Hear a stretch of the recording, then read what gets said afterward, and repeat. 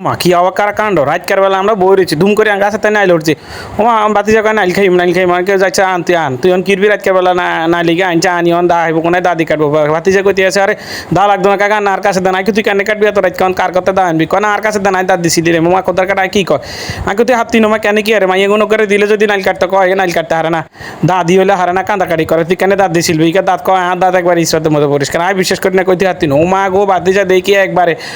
পকে দাঁত দি দাম দাম করে ক্যাশ ক্যাশ করে দাঁত দিয়ে মানে সিলিয়ে লেতে আসো দেননি ওরও অবাক করা কাণ্ড তা বাতিজা টান দুটো দেখে একবারে সেরা কাটা কাটলো একবারে দাঁত দিয়ে দেখছি নি কি মিলে দাঁতে আর হাতে কি মিলে একবারে সিলিয়ে লাইতে আসে একবার অবাক করা কাণ্ড কার এরম না ঘটছে কে হারেন কমেন্টে জানাইন আর আসলে একবারে আমি নিজে অবাক হয়ে গেছি যে এইভাবে দাঁত দিন আনছিল যে হারে দিল বিশেষ করে আমি নিজেও হারি না এমিলে দাঁত দিন আনছিল কিন্তু বাতি যাতে অবাক করা কাণ্ড দাঁত দিন আনছিল এলাইছে পুরো ভিডিওটা দেখে যদি আপনার ভালো লাগে লাইক কমেন্ট শেয়ার করে পাশেই থাকবেন।